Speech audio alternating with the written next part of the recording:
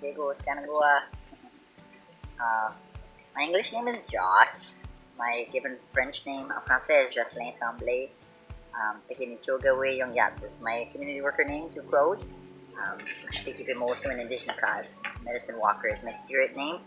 I'm a Mikdodem, Beaver Clan, and my homelands are actually the footwaters of the Shkani Zibi, or the so-called Thames River, where it dumps into Lake St. Clair. But home for me now has been about almost 20 years here in what we know as Dolondo or Lagarondo or Takaronto or Toronto.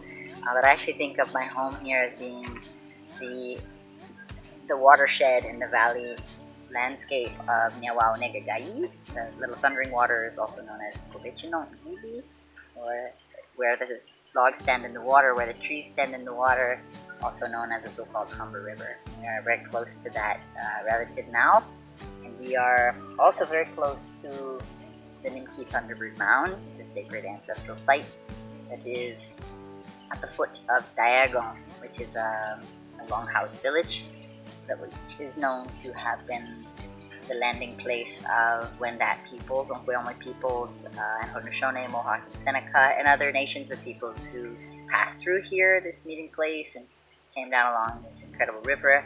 I am also Ononwat, Waganonwat, Nishmanidu Kichita, Ne Ashkimatsik. I'm a two-spirit person, is what I was saying. Actually, I was saying I'm a two-spirit warrior, and that's a teaching that I am carrying forward for my 2S community of late. And also, as an Ashkimatic person, I'm saying in Anishinaabe something about being a person who carries forward ancestries indigenous to these lands, as a Great Lakes Métis, and from across the Big Pond. So I have the Nigahaga Mohawk ancestries from the St. Lawrence River, Stage First Nation, and I have Barawatomi Odawa ancestries from the Detroit River, Wendat, Wyandotte ancestry, more recently learning about from the Penatang Machine Midland area, so just north of here, and some Mi'kmaq ancestry from the Annapolis Valley, French throughout, and one matrilineal ancestral line of Ashkenazi. So I am a hybrid and battleground of colonization within my body, and I take that up with as much responsibility as I can in my community relationships. And I'm an earth worker, last but not least. I grew up on land with my family, carrying forward in their complex ways relationship to those lands and their métissage. And I learned very much from my grandparents, who are avid earth workers, plant whisperers, stewards on the land, and was very blessed to have been raised with my parents and my immediate family on land, being sustained by that land, and as a two-spirit person in particular, being shown how to be in my body and how to be in community, because unfortunately colonization has had some very real negative impacts for two-spirit people, and of course for indigenous people at large, whatever their intersectional identities. So I just wanted to give a little bit of my social location, to extend. I have my whole life been an earth worker. I came here to be able to be a two-spirit person, to study art.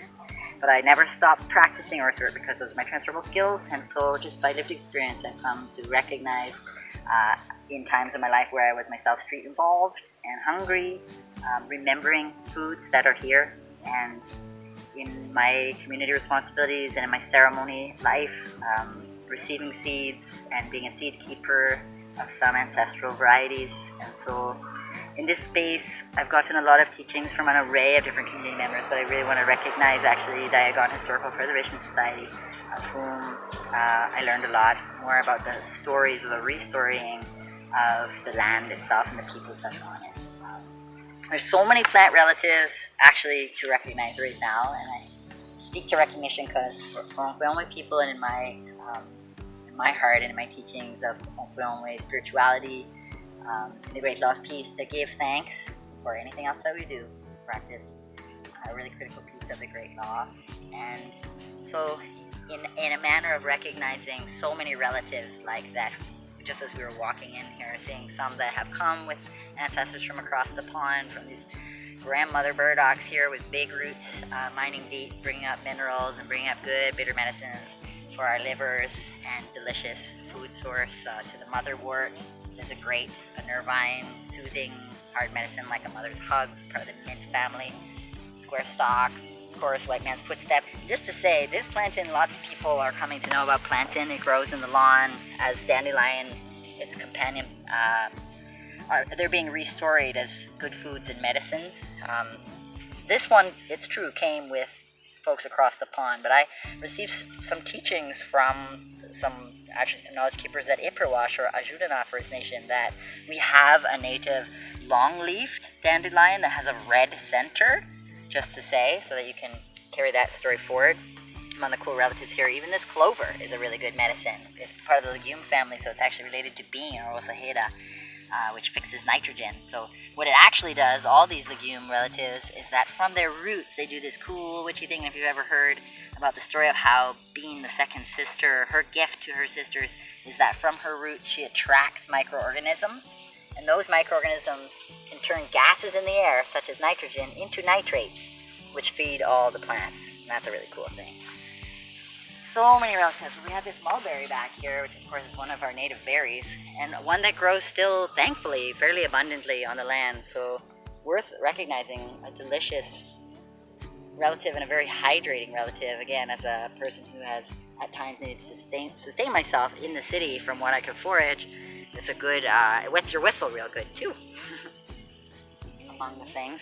Holy, so many relatives to be seen right now. From our goldenrod, which lots of people see goldenrod. It flowers, that yellow flower, late summer, early fall, and there's a beautiful story about this relative, which Robin Wall Kimmerer talks about. But I actually first heard the story from Miniji, who is both Anishinaabe from Wikwemekong and Ashkenazi. I can't remember her last name, but Jill, and she teaches theater at U of T. She was doing a first stories exercise or a walk rather. Shared this story about how goldenrod is allelopathic, as is this relative growing all around nearby. I pointed out garlic mustard. Allelopathic plant relatives, like legumes, exude from their roots, but they exude something different from their roots. It's a kind of chemical compound that pushes other plants away from it, which helps it to be able to create a community, a solid community. So where you see that solid stand of the garlic mustard, or that solid stand of the goldenrod, they're doing that for themselves by pushing relatives off. Obviously, they also can reproduce by their roots, and they drop seeds, so they are badass. This relative, a really cool thing and a really cool story that shows about its sovereign spirit. It will frequently allow but one plant relative to grow in the center of its community, and that's a purple aster, also referred to as New England aster, but New England aster my butt. It's a purple aster that flowers at the same time. You ask yourself, why? What's that about? What's that going to do with anything? So I got myself a good debt from going to art school, and I learned about color theory, and purple and yellow in the color wheel make each other stand out more. They're called complementary colors. So purple looks better next to yellow, and yellow looks better next to purple. Why that would be significant? Pollinators, everybody! Okay, so the pollinators, not just the honeybees, like so many different kinds of native bees and wasps and hornets and yellow jackets alike that see them better, which means they get better pollinated, which means they have a better time 7 generations to come and then some. So that's a really cool thing about a plant showing something about its own voice and its sovereignty, because it essentially chooses to make space for that purple aster. And that is a story too you can find in Tales of Nokomis, which came out of Toronto. I was just recently reimagining the stories in that book about jewelweed and poison ivy, some of which we'll see here too. While we're here, I do also want to talk a little bit more, there's so many references here, about that garlic mustard. Here it is again. It's mustard, this plant is not native to these lands, it's not. But it is naturalized like so many others, from the dandelion to the burdock.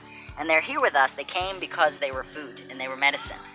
For example, again, this white man's footstep, where the plantain, Santiago, it's not just that you can eat all of the green. You could cook the seeds like quinoa. You can grind them and make flour out of them for any kind of bread, a flatbread or what have you. But also, it's antiseptic. So if you are stung by a mosquito, a wasp, bitten by a fire ant or a spider, you can chew that up. Trust, I've used this many times. Even with poison ivy, it can bring down the itch, but it's also antiseptic. So any kind of wound that you have, you don't want it to get infected, you just chew that up, put that on there. I'm not even joking, it's a first aid plant. Also, I learned from a birth worker that the veins, because the plant is antiseptic, and on the larger plants, the veins are so strong you can easily tear them out. You can suture, aka stitch a wound with this material, and it will dissolve, so you don't have to worry about pulling them out. And again, antiseptic, so it won't get infected. So cool! It's a good one to know. Why not restore those ones? Garlic mustard is one of those relatives that is both food, and it's actually year-round. You can find it green under the snow, so it's always food. Why not know that? It's a good one to know. It's delicious.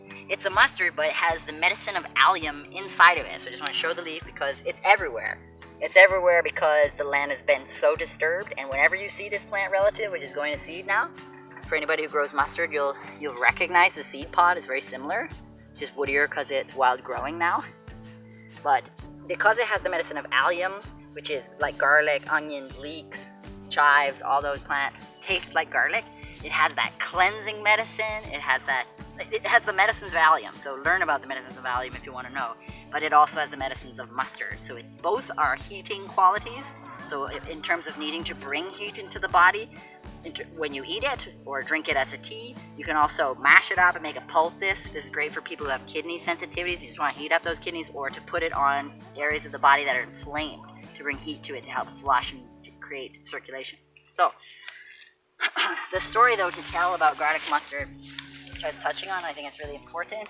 We're thinking about moving across the land, and where we must recognize the impacts of colonization that are continuous. They have not ceased, obviously. We talk about cultural genocide, and it has been legitimized in many ways by recognizing the tremendous efforts of all those who were supporting and behind pushing forward the inquiry into missing murdered Indigenous women and girls, Two-Spirit, and Indigenous trans people, where they were able to draw some really important parallels about cultural genocide and the desecration of the land, and that where our cultures, Indigenous cultures, are inseparable from the land, these plants are Indigenous.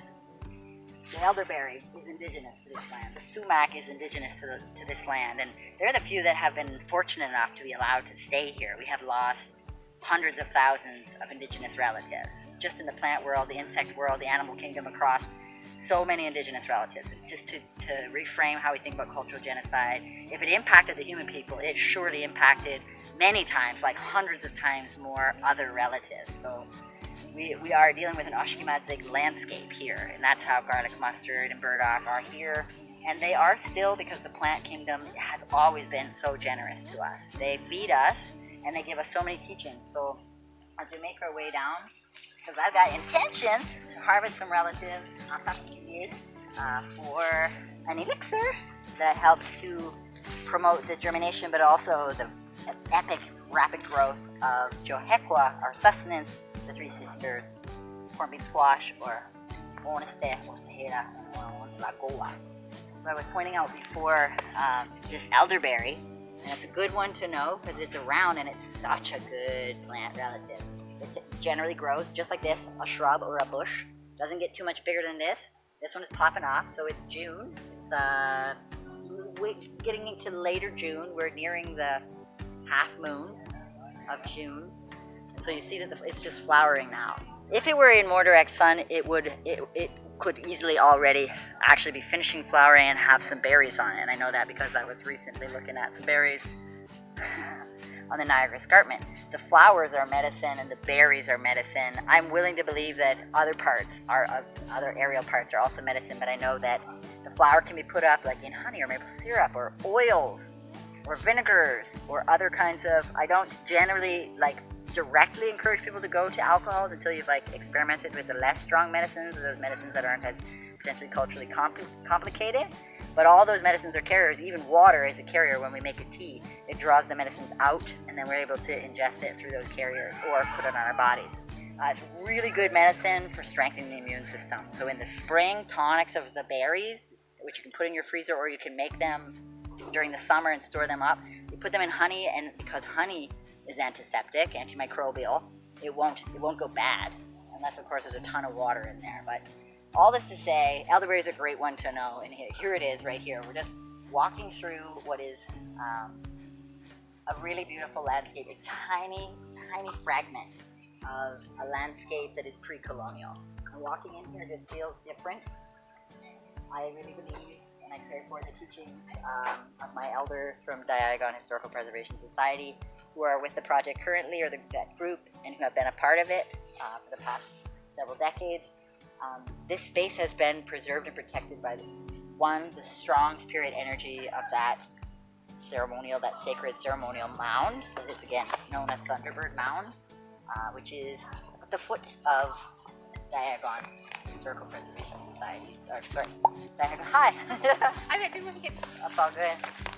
That made me blush.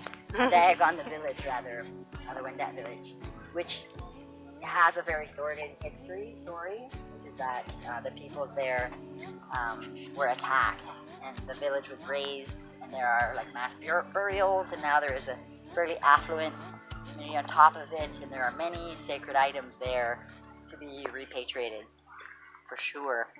You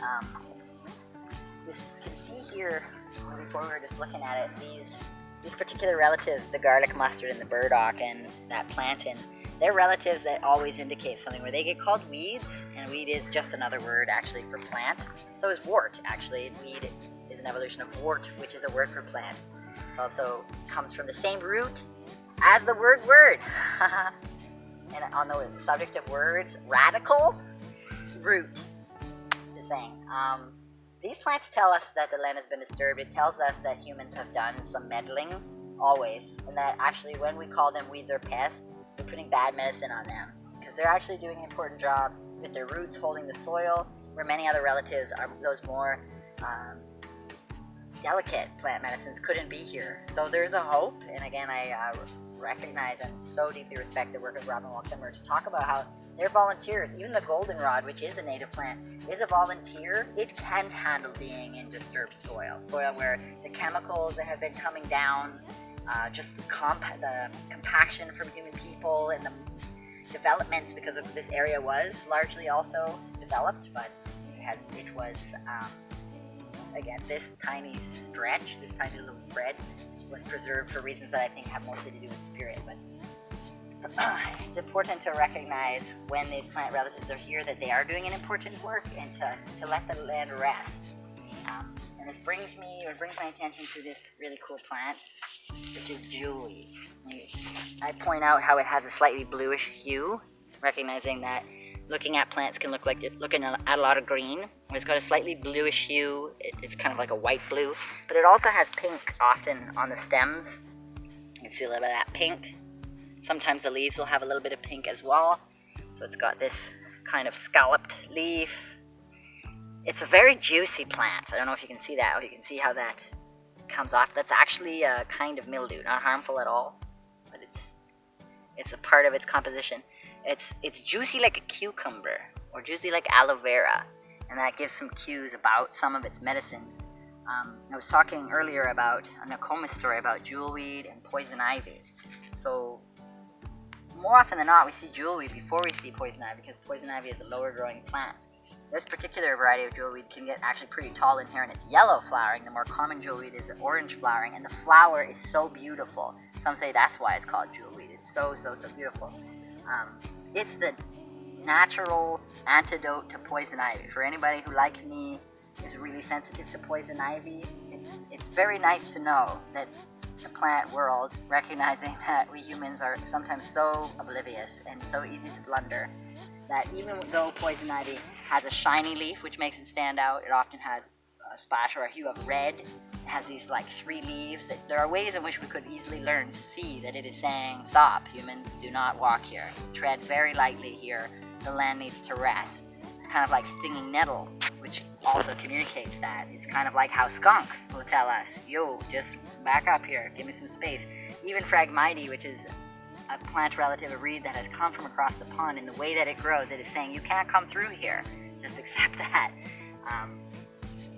Poison ivy can really hurt a person, actually, really easily. It's not that the plant is trying to punish us by any means. It's a land protector. This is a teaching I'm carrying forward. it is a plant that is a land protector, and it just deserves that respect. Other relatives that I think of in a similar way is those pollinators. Even honeybee is a defensive insect, but because they make honey, you kind of forgive them. Plus, usually when they sting, they lose their lives. Whereas wasps and hornets and yellow jackets are so cool and epic that they can sting you over and over again. And I've learned this from direct experience. They're also teaching us about boundaries, and that they're trying to protect a space that not everything is entitled to us. And that's really important teaching for us to learn more deeply about consent and right relations with relatives. So we might get a bad rash from poison ivy, but the plant world is also so generous in spirit that they will, as a companionship, have jewelweed growing near them, so that should we realize we're walking in poison ivy, we can just reach and grab a leaf, and it's so juicy, and you just mush it up. And I'm literally healing from some poison ivy that I just got. That's partly why I'm telling this story, because I made a treaty with poison ivy. I promise I will always restore it. And that's a term that I learned from Cooley Driscoll, who's a two-spirit poet, writer, Cherokee, Mashkikii from south of the medicine line, who brought this concept of restoring, how we have traditional stories, and there are ways in which when we decolonize and unpack how our narratives have been shaped because of Judeo-Christianity, because of the state, etc. So when we look to the revealed truth that come from the natural world, that's a different kind of restoring, and it plays on restorations, which is a relationship to the land, obviously. Hi. I'm gonna harvest some jewelry, but not this what's right beside the path. But I want to harvest some jewelry because it's one of the 4 relatives that are part of this elixir. I like to call it an elixir. It's a juice that I soak the seeds, the 3 sisters, cornbean squash, again, Oneste or Mandame, Oseheda, Unos Lagoa. Jewelry, because it's like juicy like a cucumber, aloe vera, it softens. We use these medicines to moisturize our skin because they literally like hydrate. And so the jewelweed lends, as a separate medicine from what it does for poison ivy altogether, but it lends a juiciness that helps to soften the outer layer of the seed so that they can pop their roots and their sprout more easily. So we don't need very much at all. I'm really just going to harvest 1 plant, and I'm going to do that honorable harvest. Seeing this one that's underneath actually a wild cucumber, which I wish was edible, but it's not, alas. I'm going to make sure that I'm not stepping into poison ivy. Okay, I'm going to harvest this one. For anybody who doesn't know about honorable harvest, just share this. The intention being to be in right relation with this relative, any relative that I was going to harvest. That could be a deer, it could be a salmon, it could be elderberries, it could be jewelweed, it could be the corn. Like when we offer tobacco to our elders or knowledge keepers for receiving something that will nourish us, their knowledge, their teachings, their ceremonies, this jewelweed is going to help those seeds to grow, and that's all part of nourishment and good medicine. So, like with any relative that I'm meeting for the first time, it's not the first time that I share space with this relative because I come through here pretty regularly, so we can recognize each other by our spirits. And by spirit, I can send my intention, which is to let the plant know what are my intentions. In this case, this cultural work, which is to rematriate ancestral seeds. So the seeds that I am growing are seeds that are very small quantities, very rare, what in the settler colonial context are referred to as heirloom or heritage seeds. That there are very special ceremonies and songs that are restored when we grow those, and also that come back through them when we grow with them in community. So the jewelweed is helping with a kind of cultural resurgence that is pretty important, I'd say, at this time. And so I extend my greetings and my gratitude to this relative. And the least that I can do is listen to feel if this relative wants to work with me. And I usually do feel something that sounds to me phonetically. It would be like yee, but it's not really a sound per se. But there are very clear and sovereign, self-determined no's.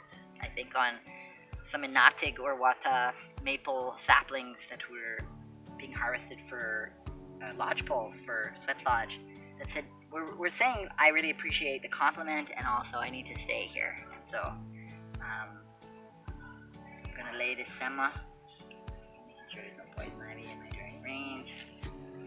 And a harvesting tip, to harvest just above a node being where leaves come out of the stalk, because when you do that, you help promote new growth. Now, anywhere between these two segments, this is a node, this is a node, it's not going to kill the plant will continue to grow. The point of harvesting closer to a node is that then the plant will not waste energy trying to dry or kill, basically literally kill that part of itself by drying out. It will just focus on new growth. So I'm just going to literally make that cut right above the leaf nodes, and these two will both shoot out and they will sprout whole new leaves. It will be a more robust and bushy plant. Same teachings can go with sema, sage. I mean, grasses look very different because they are each blade of grass is like the equivalent of a leaf. But when you're harvesting medicines, even with trees, I really recommend always harvesting just above a branch or a leaf node, just to promote new growth and to not have that plant have to expend energy to dry that off to kill it. Well then, I'm using my fish fillet knife, hilariously. Why not?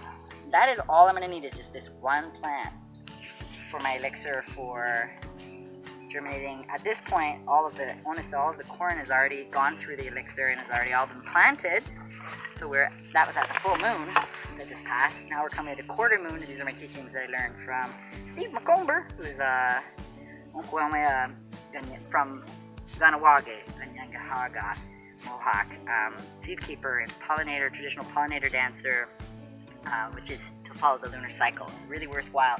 Growing things in relation to the moon, I have seen remarkable truth in how following the moon makes a lot of sense. Ooh, some thimbleberries back there. Some really cool berries to be bringing back to the lands. Thimbleberry. So I'm going to point out here there's some raspberries. Most folks know raspberries. 3 leaves. Also, like, the stem has a slight, I would say, bluish-white hue. And we're coming up to the raspberry moon. That raspberry moon is only a few days away. As I said, the moon is nearly at a quarter moon, so it's only a few more days before the full moon, that raspberry moon. I enjoyed earlier today at the Mashkikii Medicine Wheel Garden that is on the Geteo-Nigaming really old footpath that is above Davenport, that old ancestral footpath on the ridge there. At Mashkikii, that garden, which is an indigenous garden, it's a native garden for community, the gate is always open, so should you ever find yourself there, there's lots of really cool relatives. I was eating some little, what are called alpine strawberries, but they're essentially wild strawberries. They're tiny, but their flavor is so epic. So just recognizing the closing out of the strawberry moon, which is the last full moon, which told us, at that moon, it told us that the flowers were there, or coming, soon to be coming, and that we could, in our prayers and our intentions, send to the essence, the spirit of that flower. The flower is the most concentrated part of the essence, the spirit of a plant. It's putting everything into its flowers. So it's a time to really think about those flowers and to recognize the spirit of the strawberries that are coming, to wish really well that we have a great strawberry season. And of course, there's that awesome teaching about strawberries as being the leader of the berries, and that at that strawberry moon, we can invite strawberry to do that wake-up call to all the berries, to the Saskatoon berries, which I enjoyed earlier. Thank you so much to Mashkikii, Amanda, love, and the raspberries that are coming. And I wanted to point out, again, really pay attention to what I'm here. Thimbleberries, which are a less common berry because they're not as juicy. They're very velvety. The leaf almost looks like a maple leaf. But you can see it, hopefully you can see, it's got a very fuzzy, it's not prickly like this one is damaged. I'm going to do this relative favor, given the same teaching. If I cut, you can see here, it got damaged, probably from a dog coming through here. So this part is drying up, and it's essentially, again, killing this part off. So rather than it using that energy to do that, if I just cut it right back to that next node, that next leaf, it'll focus on new leaf growth. And that's just regenerative reciprocity as we're moving through the landscape. Now then, another relative that I want to find is mayapple. But there's a little lighthouse here. Don't forget your jewelry. Oh, thank you. I'm good. I need to put that in my special bag.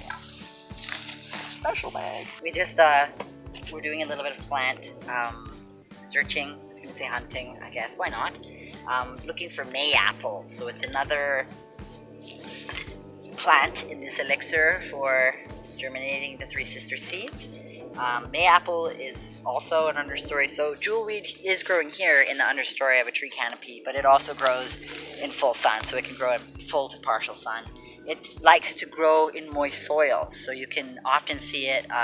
You can see it along ditches, but you can see it along waterways and wetlands and just moist soils. This is an expanse of land that has two little creeks that are running through it. One is buried now. Where we started, it was actually like in a tunnel rather. It's part of a stormwater rather, catchment system. The other one is running just beyond over there, and we will head towards it shortly in our search for some skunk cabbage. But for now, we're just gonna, amongst these garlic mustards, we're looking at some Mayapples, and they're really cool relatives that grow under trees. It's a bit hard to see, but we're gonna still try our best. We're gonna try our best. They come up. They're like little umbrellas. They're really cool. Check how cool their stalks are. They produce underneath their little canopies these little what look like apples, which are actually all gone, which is really interesting. I'm just gonna harvest one, and I'm actually in my considerations of which one I might harvest. I'm gonna look for one that's starting to yellow. At this point, like they're starting actually to, you can see back here, they're starting to dry out and return to the forest floor. They've gone through their cycle. The name suggests Mayapple. They're at their fruition in May. So they're coming towards the end of their aerial cycle. Sorry for the shaky camera, there's a lot of mosquitoes. A lot of mosquitoes in this space. Depending on what you're harvesting a plant for, because this is for an elixir, it really doesn't need to be aesthetic, so I'm taking a yellower one. And I'm going to grab my sema again, and I'm going to recognize this relative by telling a story. I learned from Rowan White, who is a Mohawk grower from Akwesasne, also like an epic knowledge keeper, grower and seed keeper, about Mayapple, as wherever Mayapple grows, you can be sure, you can know that Onkwe or so-called Iroquoian people were there. It was part of their so-called apothecary.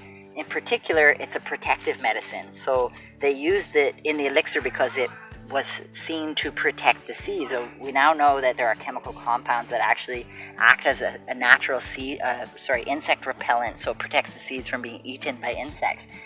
But her teaching was, wherever Mayapple grows, Onkwe people were there because they grew the Three Sisters wherever they were. So we recognize you. And the least we can do is offer you some of our oil sema. And I know very loudly and clearly that you want to come with us in this endeavor. So I say, essentially, the elixir is a tea of plant relatives. So I will mix them together. I will dice them up a bit, because the more surface area that is open to the water, the more of its medicines can come out of it. Thank you. This is looking pretty cute. So now we have two of the relatives that we can get from this space. The other two relatives, which we won't, actually be able to find here, but just beyond on the riverside, is a reed, also known as a cattail. You could also use bulrush, which is part of the same family, but actually slightly different. An Ashkimadze kind of Métis teaching that I have is to use Phragmites. Phragmites isn't native to these lands. There's some poison ivy. Poison ivy. I'll get better light so everyone can see what poison ivy looks like. I'm gonna recall where I was at. The Phragmites. So it's the first time that I use Phragmites. Unfortunately, Phragmites get a bad rap again. They're referred to as a noxious invasive species. I would say the only invasive species is humans on the planet, personally. The plant world are just responding to the conditions that humans have created in our manufactured landscape. So there's a lot of poison ivy. Looking good.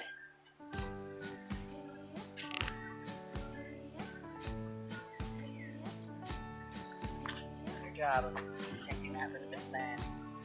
There are actually way too many paths cutting through this tiny little park. So poison ivy is doing exactly what they're supposed to do, which is to say, you got enough paths here. This land, this soil, and the seeds in the roots that are waiting to someday be able to re-emerge, they need to not be stepped on by human people. Phragmite, cattail, bulrush, those reeds that grow in wetlands or along the edges of waterways, they are, find our way into this waterway, they are fast growing. And it's that fast growing medicine that is what is used in the elixir to get those shoots to come up fast. And that's why that relative is in. Phragmite grows really fast, and in fact, in having used it this year in my elixir, I found some rapid growth. So that's the medicine of Phragmite being employed there. And the fourth relative is white willow bark.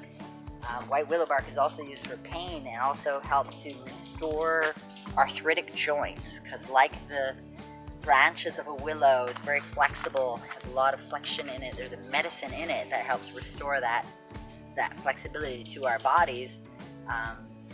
But another really cool thing about willow is that it has rapid growing roots. This is why it can take up quickly, even being planted in the riverbed, hence the name Dolondo is likely sandbar willow, but willows that were planted as living trees in the floor of the river to create a gate so that smaller fish could go through, but big fish would come up against it. And then they go out with their torches and their canoes, birch bark, a cone, filled with pitch, pine pitch, conifer pitch, what have you, animal fat, burning things, and that light source would enable them to be able to essentially not lure the fish, but the fish can't see you when you have that light. So then they could just grab with a kind of spear those fish.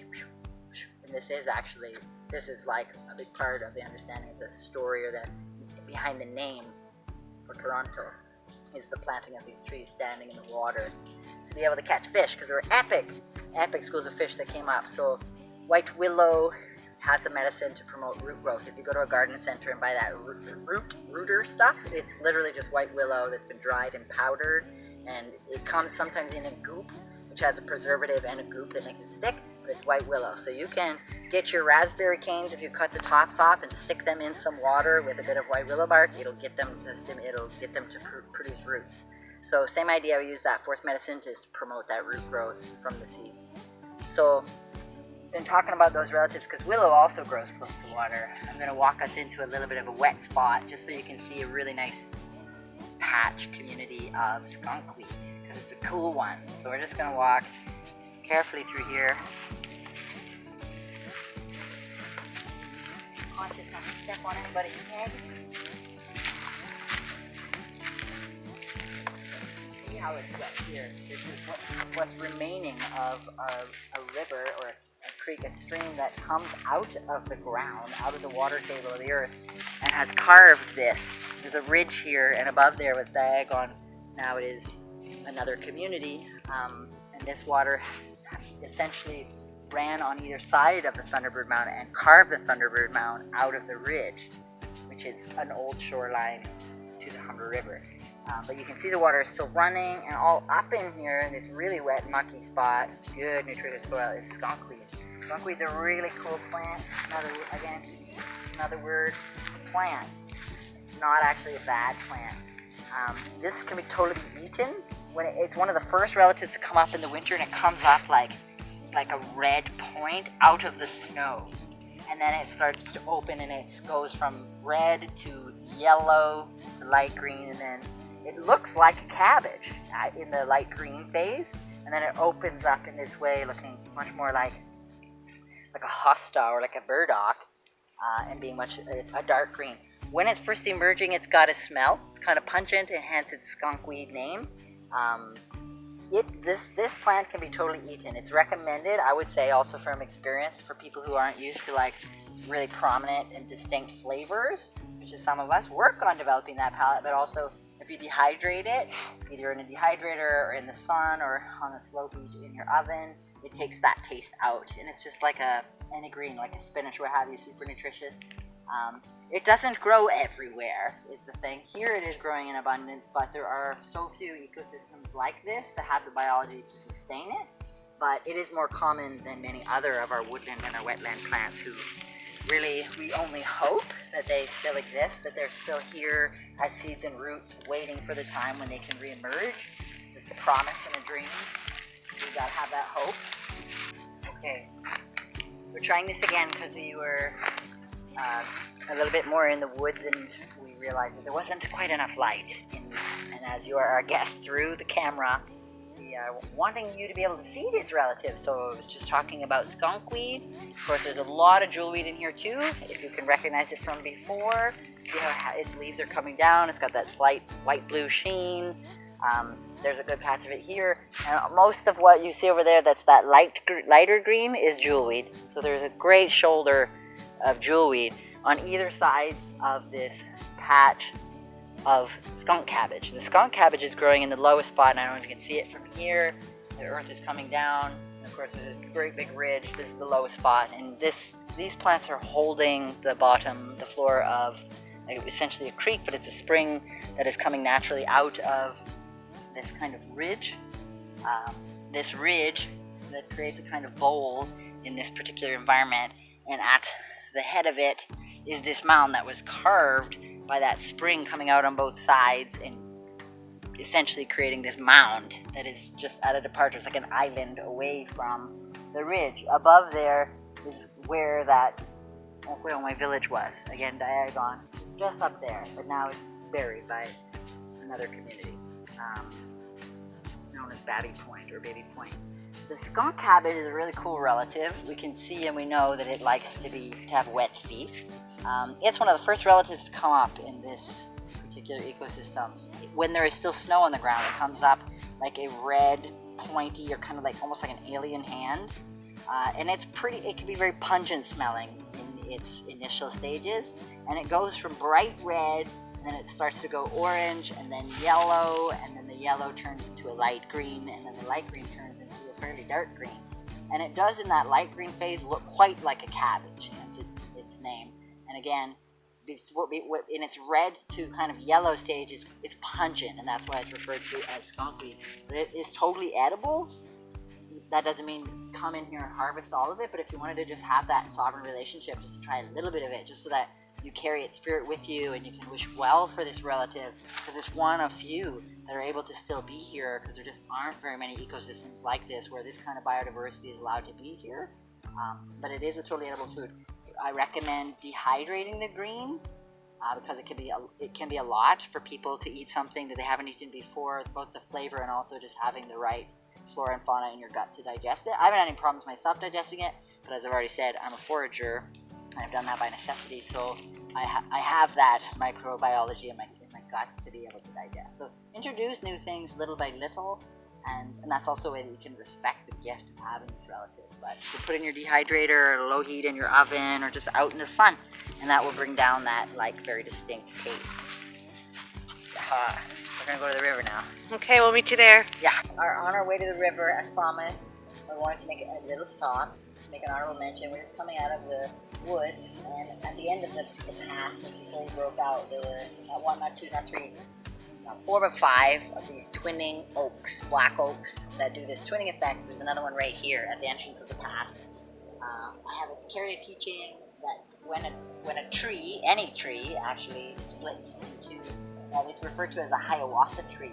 And I didn't get any teachings about why it's referred to as a Hiawatha tree, but there was some back and forth between the community. We were on our way to a sweat lodge to have a sweat. We were talking about this is maybe a reflection of the relationship between Hiawatha and the peacemaker, and how they did that important work of conveying the great law to the people by working together. Myself, identical twin, so I have an affinity to the twinning trees, and they're cool medicine. But wow, look at that thing, epic oak!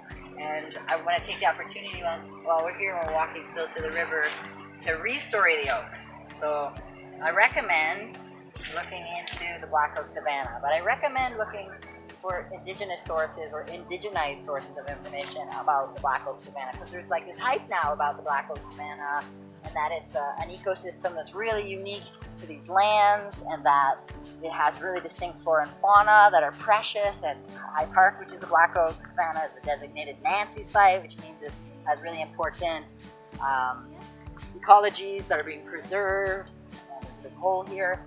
The black oak, I've also received teachings actually from a relative from Cornwall, who's Mohawk in the Gahaga, about the black oak and the wild rice as being the basis of the Dishes One Spoon agreements between all the nations of the Onkwe and all the nations of the Anishinaabe peoples who came together on these lands to trade and exchange the acorns as a food source and that wild rice as a food source.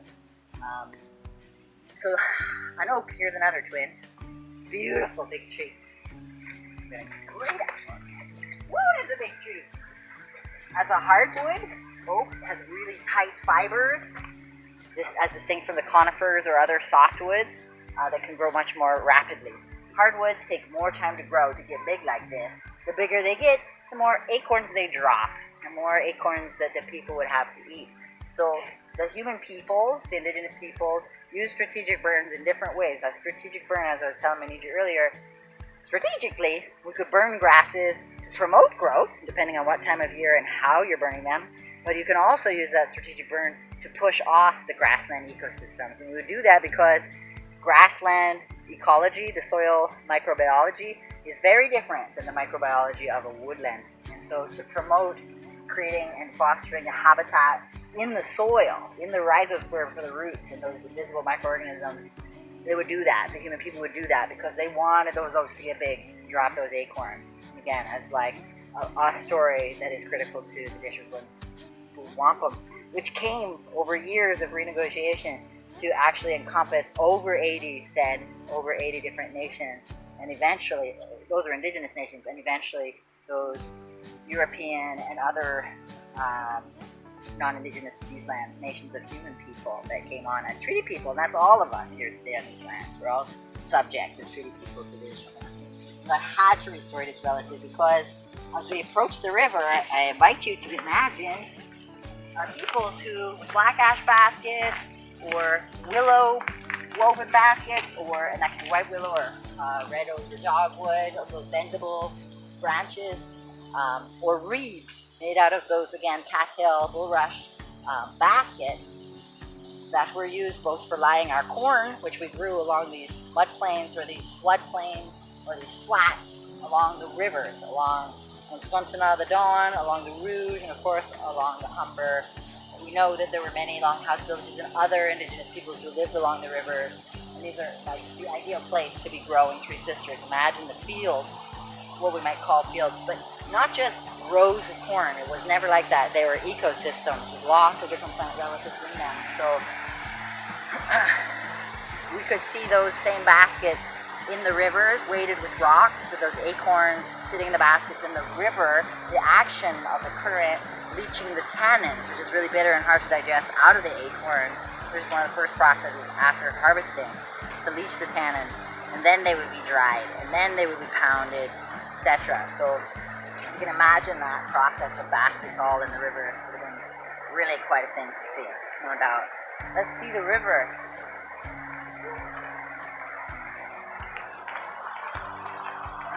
I gave a story in the fall, a relative who is so sacred and important to the West Coast peoples, and who was brought here is not indigenous to these waters, but is stocked here is salmon, Pacific salmon. So of course we have native Atlantic salmons, but they have unfortunately, in the same way that the honeybee that came from across the big waters has pushed off our many different kinds of diverse native pollinators, bees and hornets and wasps, etc.